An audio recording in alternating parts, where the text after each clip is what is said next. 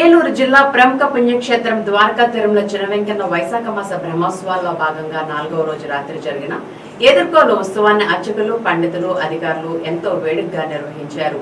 ఇందుకు స్వామివారి నిత్య కళ్యాణ మండపం వేదిక అయింది. ఆద్యంతం ఉత్సాహంగా జరిగిన ఈ ఉత్సవం చూపర్లకు నేత్రపర్వమైంది.